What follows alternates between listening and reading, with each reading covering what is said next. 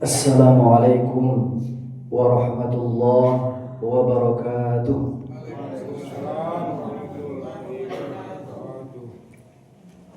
Alhamdulillah Alhamdulillahilladzi anzala sakinata fi qulubil mu'minin liyazdadu imanan ma'a imanihim. Ashhadu an la ilaha illallah wahdahu la syarika lah wa ashhadu anna Muhammadan abduhu wa rasuluh alladzi la nabiyya ba'dah.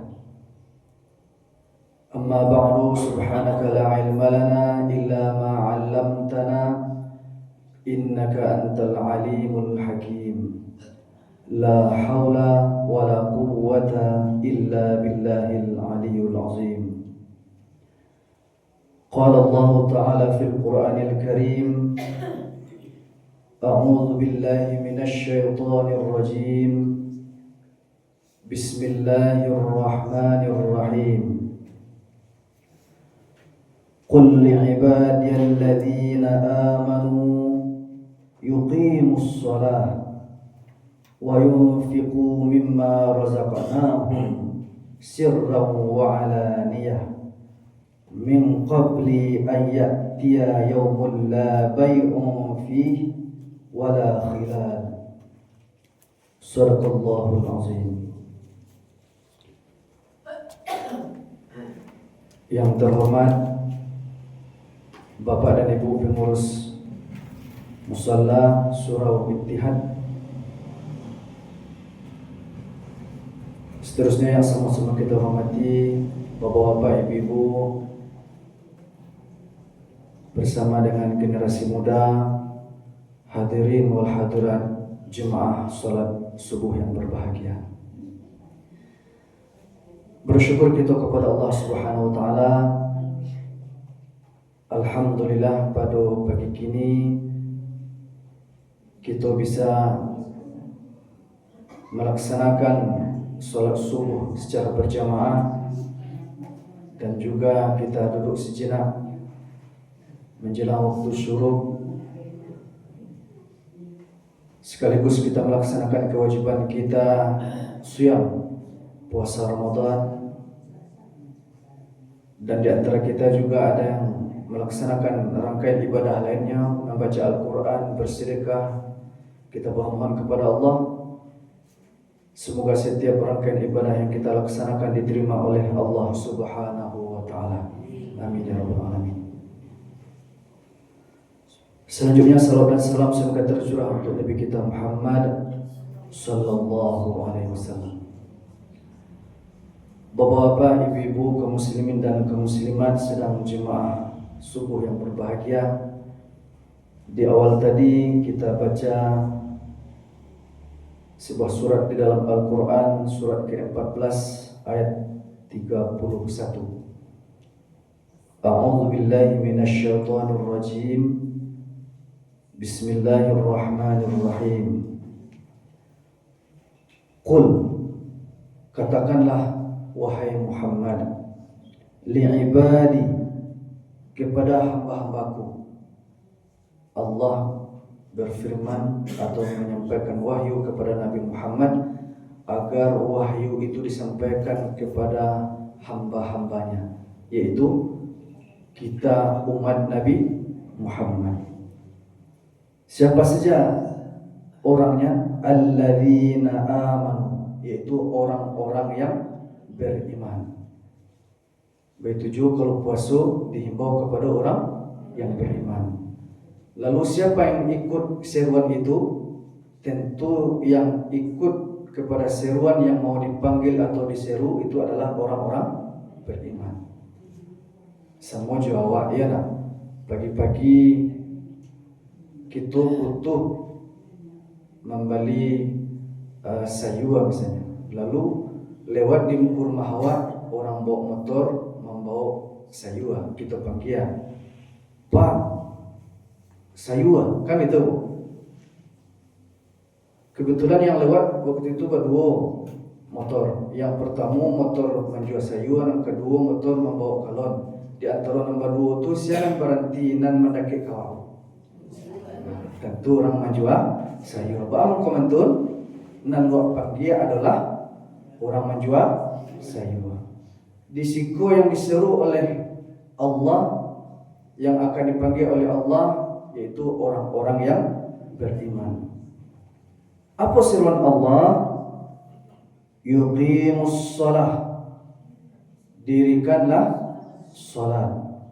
Wa yunfiqu mimma razaqnahum, dan infakkanlah sebagian rezeki dari yang telah diberikan kepada kamu.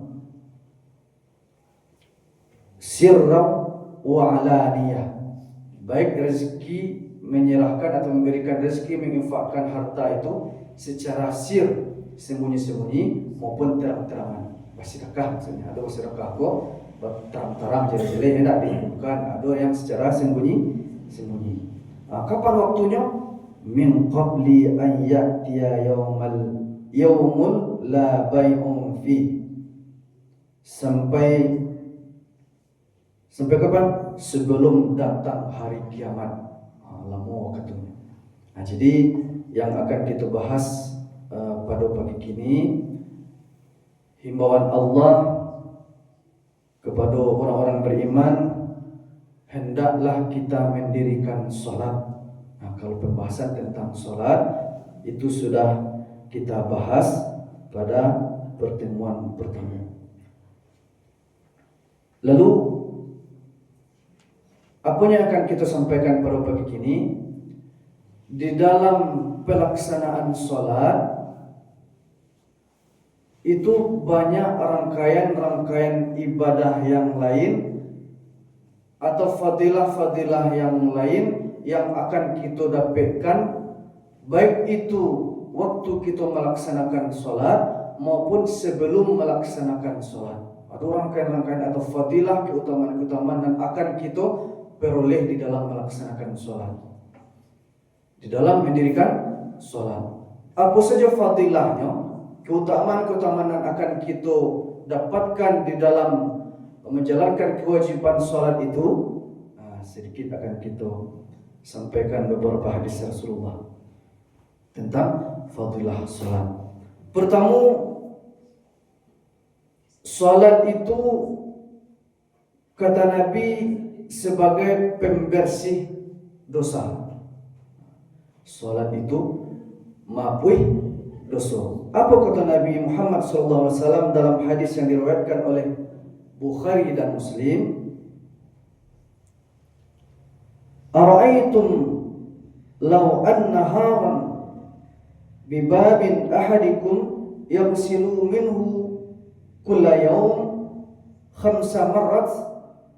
Di situ Rasulullah mengatakan, tahukah kalian jika seandainya ada sungai di depan pintu rumah salah seorang di antara kamu, kecil Nabi, seandainya ada sungai nan ada di muka rumah awak atau di muka salah seorang di antara awak, lalu orang itu mandi 5 kali sehari setiap keluar dari rumah itu. Barangkali mandi 5 kali sehari. Apakah masih ada kotoran yang tersisa? Awak sih sekali sehari, 2 kali sehari ya nah, jarang nanti 3 kali sehari mandi. Walaupun di kampung Ambo kan banyak sawah, orang karajonya ke sawah beda dewa di siku enak, di siku kan tua nak kumuah dah enak. 2 kali sehari saya bersih. Apalagi di siku di kecil Nabi salat mandi 5 kali sehari. Awak kajani enak, boleh pakai sabun lama lo pakai so enak. Pasti lagi lain. Lalu apakah masih ada kotoran yang tersisa? Tentu tidak. Tentu tidak ada. Nah, dilanjutkan oleh Nabi, demikianlah perumpamaan salat yang 5 waktu. Baitulah perumpamaan salat yang 5 waktu yang dikerjakan oleh hamba Allah itu, orang-orang yang beriman. Bagaimana?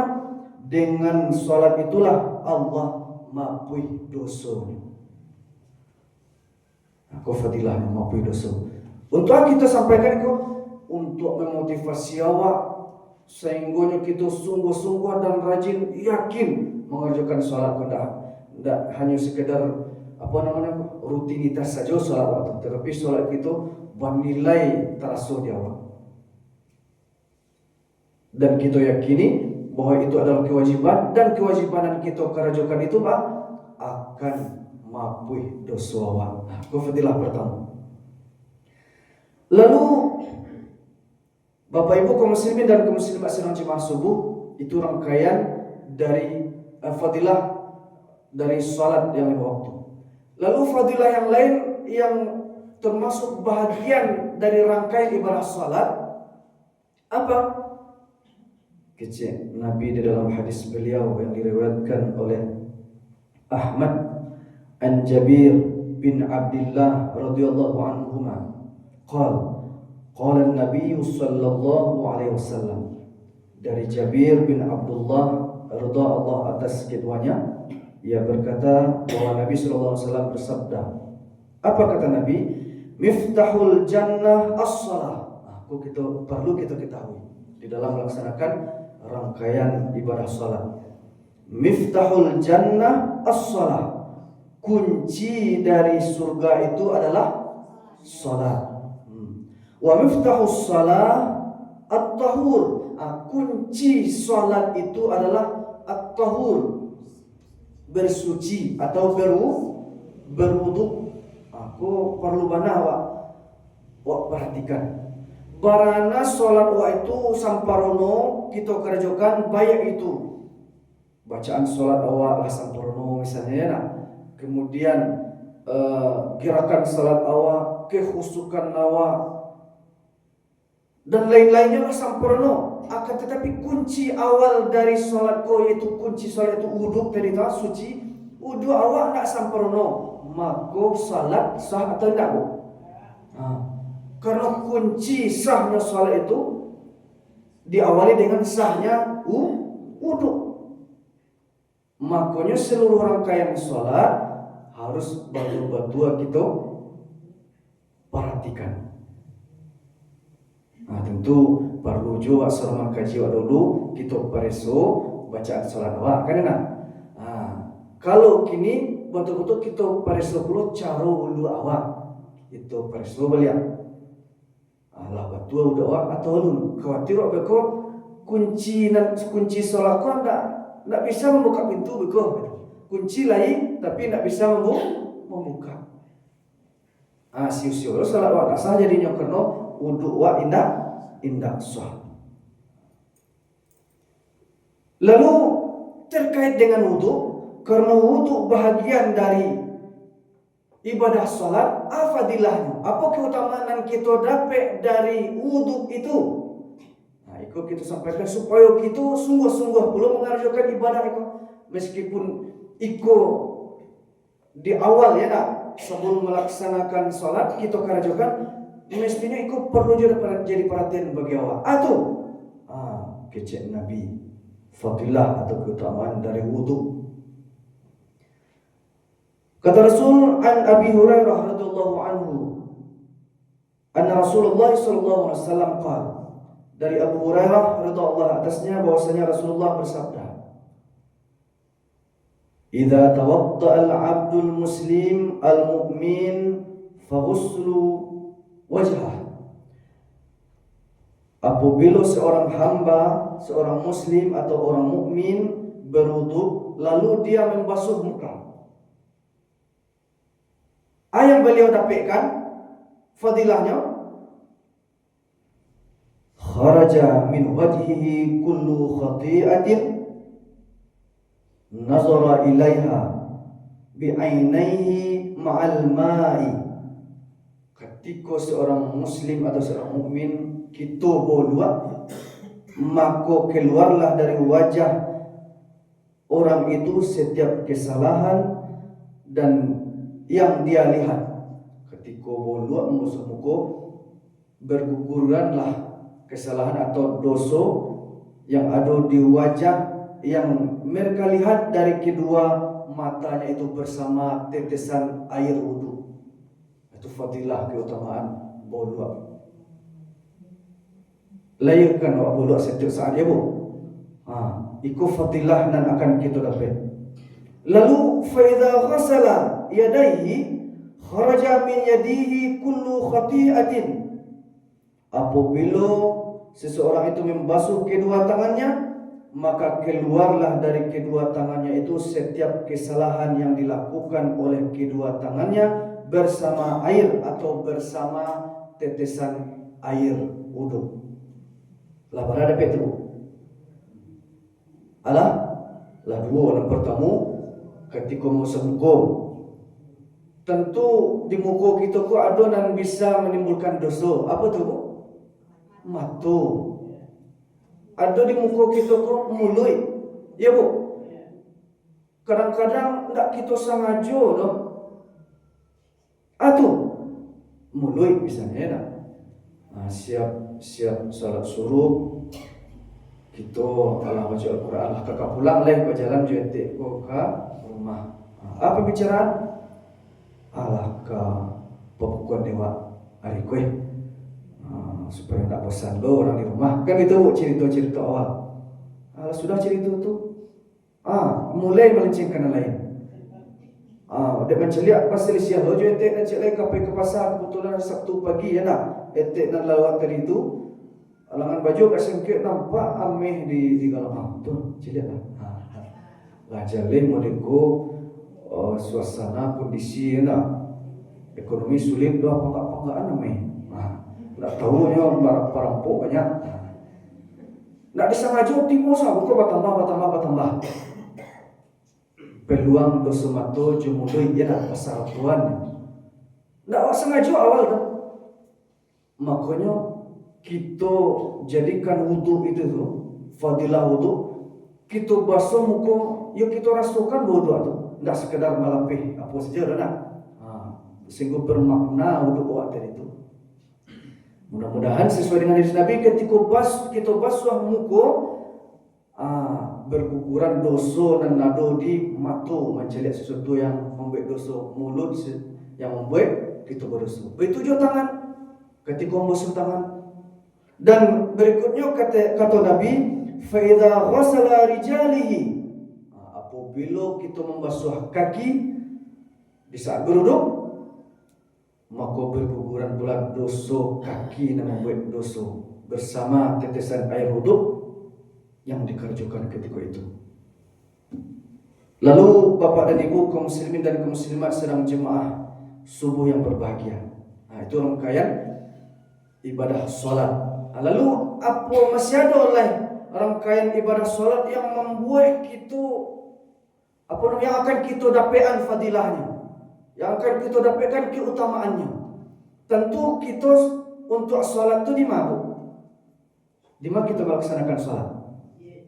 Di masjid atau di surau atau di musala. Apa pula fadilahnya Ustaz? Sebenarnya fadilahku sangat banyak. Kita bacakan dan bisa kita sampaikan. Itulah beberapa kita sampaikan. Lalu selanjutnya apa fadilah yang lain yang terkait dengan rangkaian ibadah salat? Karena kita di surah salat kita sampaikan fadilah-fadilahnya. Berikutnya kata Rasul, man tatahhara fi baiti. Siapa yang bau luak di rumah. Mengapa? Bau luak tadi yang kita sampaikan, enak fadilahnya. Lalu kata Nabi, siapa yang bau luak di rumah, summa masya, kemudian dia berjalan. Maka apa berjalan bu? Berjalan ke masjid, berjalan ke pasar bisa? Berjalan bisa, ya nak? Tentu bisa, awak punya kaki. Tapi yang dimaksud oleh hadis ini, kemana berjalan? Ila baitim min buyutillah. Ke rumah-rumah Allah, masjid, musala atau surau. Mana ke masjid, mana ke musala atau ke surau? Apakah menjemput pembagian pembukuan? Kata Nabi, liyaqdiya faridatan min faraidillah, untuk mengerjakan sesuatu yang telah difardukan oleh Allah. Apa tu? Salat yang 5 waktu. Sesuai dengan ayat yang pertama tadi kita sampaikan. Kita ulang balik. Siapa yang bawa luak di rumah, mengapa? bolak di rumah, lalu berjalan. Kama berjalan ke masjid, musala atau surau. Mengapa surau? Untuk mengerjakan salat yang 5 waktu. Kalau kita kerjakan itu anan dapat, tentu kita mencari fadilah, karena kita cenderung mencari keuntungan, ya nak? Ya Allah, ya. Nabi sampaikan, kanat khatwatahu ihdahuma tahuttu khati'atan. Maka bagi orang yang mengerjakan dan tadi itu akan diapuih setiap langkah kaki yang dilangkahkan ke surau akan mapuih dosa. Mengabu? Itu fadilah dan kita kerjakan setiap saat. Dan itulah kok kerajaan ya nak. Tapi kuncinya bodoh di rumah. Bukan berarti tidak kuliah bodoh di musaji atau di surau kuliah. Tapi supaya kita dapat tentu bodoh di rumah. Kok batau tu apa Ustaz? Ya batanya tentu kita ulang melihat. Lah dapat tu. Kalau lah kita niatkan mau lah bodoh di rumah lah dapat insyaallah. Tiba batau tu kita ulang melihat. Kita dapat kecil Nabi diapuih dosa. Lalu wal ukhra tarfa'u darajah, dan langkah kaki yang lainnya akan mengangkat derajat kita di sisi Allah. Di sisi Allah di akhirat. Bisa jadi dinampak di dunia, itu nampaknya wak di akhirat ya nak. Di dunia parlujo. Hadis ku sahih riwayat hadis riwayat Muslim nomor hadis 666. Lalu hadis yang senada dengan hadis yang tadi, kullu khutwatin yakhtuha ila shalah, setiap langkah kaki menuju tempat salat, yaktubu lahu biha hasanah, akan dicatat oleh Allah sebagai pahala. Dan tadi maafkan dosa, kemudian mangkit derajat. Di dalam hadisku kecil Nabi, setiap kaki yang dilangkahkan atau setiap langkah yang kaki yang dilangkahkan menuju tempat salat akan dicatat sebagai pahala. Wa yumha anhu biha sayyi'at, dan langkah kaki yang lainnya maafui dosa. Seirama dengan hadis yang pertama. Jadi kita kerjakan yang tadi itu 3 dapat dewa. Bodoh di rumah ya nak, berjalan ke rumah Allah untuk melaksanakan salat fardu. Pertama, diakui dosa. Dan kedua, diangkat derajat di sisi Allah. Dan yang ketiga, dicatat sebagai pahala. Jadi ketika kita kerjakan, semakin banyak langkah kita ke musaji, semakin banyak langkah kita ke surau, maka semakin banyak pula lah nanti kau peroleh dapat dia. Ratur-ratur dari yang kita sampaikan fadilah dari awal tu akan maafui dosa wa. Ya bu, les mengai waktu bu sana ngatewa dosa ka diampuni. Antah kok kita nak do nang berdosa leh nak perlu ko Ustaz. Kami nak berdosa doh. Ndak ada di antara wa nan indak bado khata wan nisyan, sifatul nas, salah dosa itu sifat kita manusia.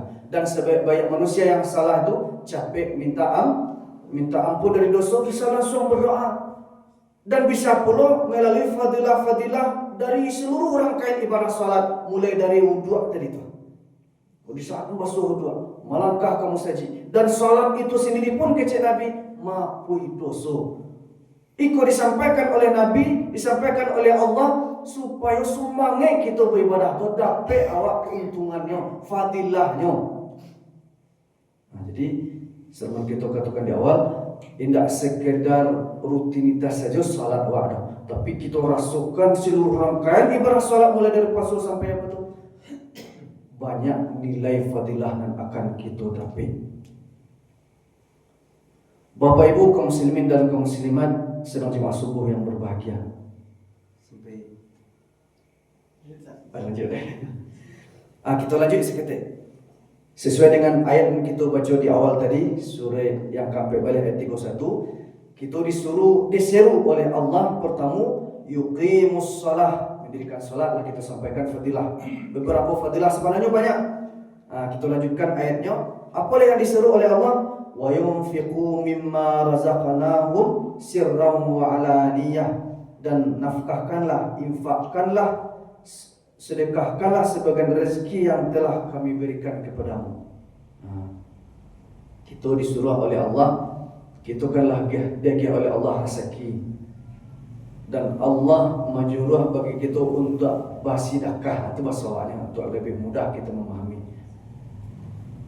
Dan di dalam ayat yang lain pun dikatakan oleh Allah sampaikan, ada ndak orang nan menyasa ketika indak bersedekah ketika duit, padahal Allah lagi rezeki. Kau nan disampaikan oleh Allah di dalam surah Al-Munafiqun surah 63 ayat 10, kata Allah, wa anfiqu mimma razaqnakum, infakkanlah, sedekahkanlah dari rezeki yang telah kami berikan kepadamu, min qabli an ya'tiya ahadakumul maut, sebelum datang kepada engkau kematian. Kita ada kesempatan bersedekah kalau dalam ayat ko saja kita berzaki, ya nak, sampai mati, sampai datang kepada kamu kematian. Sampai kita panjang tu atau pendek waktunya, Bu? Panjang waktu beribadah sampai semua duit kita. Semua duit. Lalu ada tak orang yang tak bersedekah tapi ketika nyoka mati itu baru sadar dia perlu sedekah ko? Ketika sakaratul maut barunya sadar bahasanya dia perlu bersedekah ko.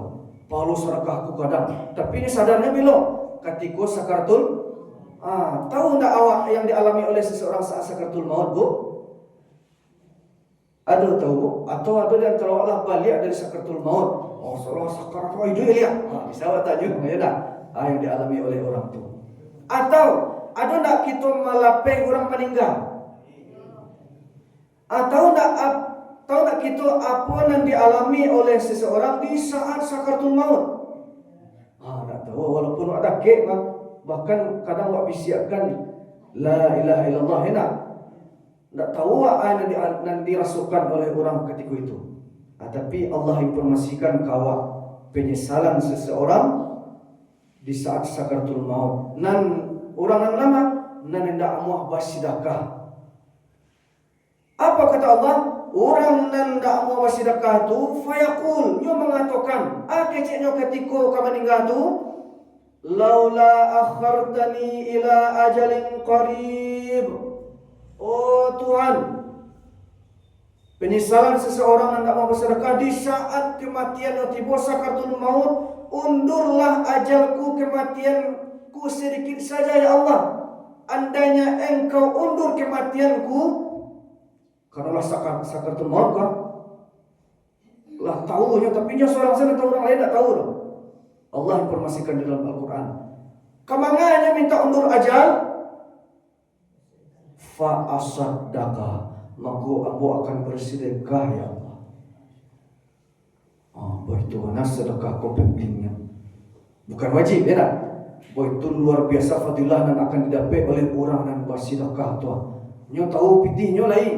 Lah apa susah payah siang malam mencari pitih, monggo anak tonggo pitih di rumah. Tapi ketika disuruh bersedekah, melapangkan orang yang sedang sampai, ya tak? Membantu orang sedang butuh, padahal pitih lain.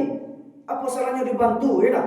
Tapi indak tak kerajuan atau lain seketek misalnya. Penyesalan ketika sakaratul maut. Bisa aja lah beliau minta undur agak sebentar, padahal pitih banyak kok. Dan mungkin bisa jadinya dah kayak pitihnya kamu meninggal, ya tak? Hanya dia terkasuh pitih di bawah kasuh boleh pilih-pilih. Sebentar ya Allah, ya Allah, waktu sebentar. Aku nya di bawah kasuh. Itulah kira kan. Tak bisa. Kecil Allah. Wala yuakhirullahu nafsan idza jaa ajaluha. Dan Allah sekali-kali tidak akan menangguhkan kematian seseorang idza jaa ajaluha. Apabila mati ajal tu waktunya lah tiba. Akhirnya Pak, harato tu diparuin orang yang tinggal nak jadi dapat awak. Kadang-kadang datang kawa cakap lo orang di harato sama si solo orang yang meninggal. Jadi gadang pahala sedekah tu Ustaz. Gadang pahala sedekah Bu. Kadang, bara kadang ni Bu. Kok dia lolah ganjaran pahala sedekah tu di dunia nak kama kawala ta'ala enak. Nak kama kawala ta'ala. Salah satu kita ambil hadis ayat Al-Quran nama menjelaskan kadangnya pahala sedekah di dalam surah Al-Baqarah ayat 261. A'udzubillahi minasyaitonir rajim. Bismillahirrahmanirrahim. Mathalul ladzina yunfiquna amwalahum fi sabilillah. Perumpamaan orang yang berinfak bersedekah di jalan Allah. Allah ada perumpamaan. Kamathali habbah. Samojo menanam sebutir biji atau benih.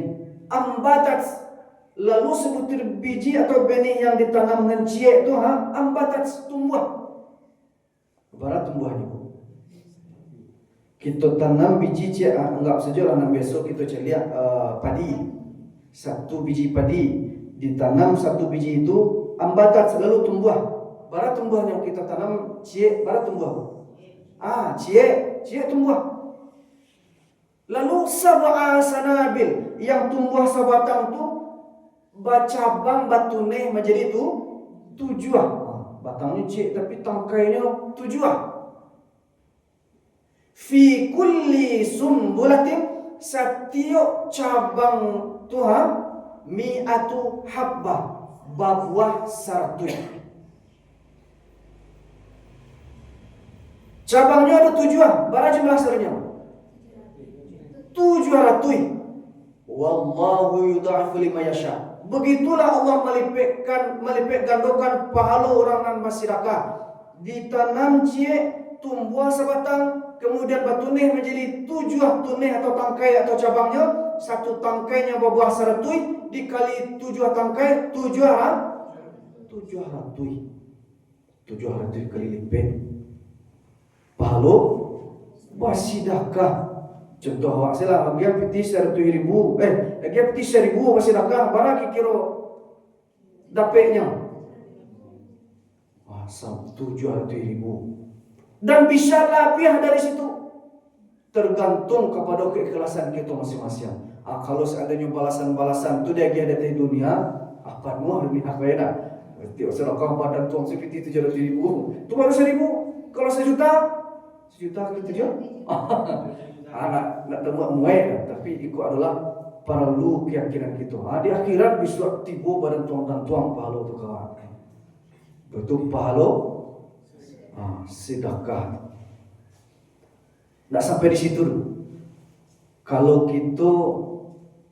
kita bisanya beramal ketika hidup, ya Bu. Ketika siai, ketika hidup bisa awak beramal.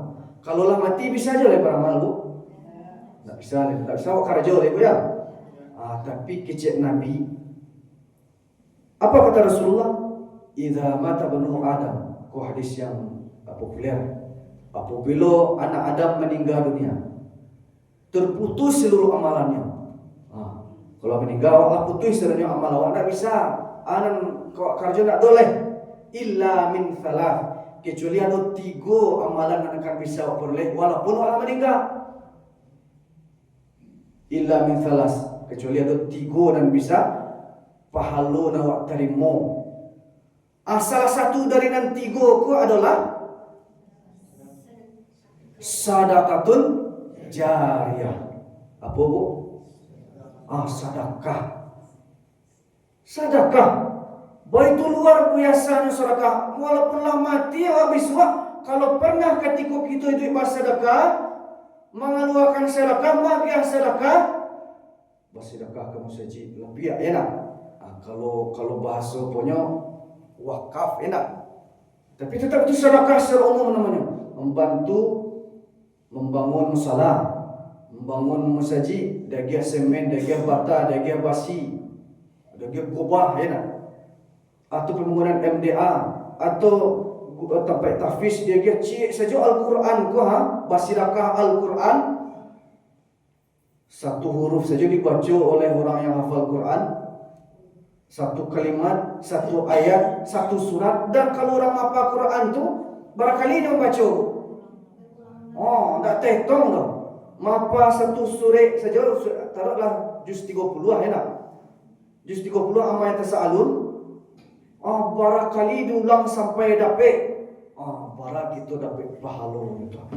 Meskipun kita lah meninggal, kita pernah ketika hidup bersedekah, tetap mengalir pahalanya. Luar biasa pahala sedekah. Sesuai dengan ayat tadi, kita disuruh solat, disuruh bersedekah.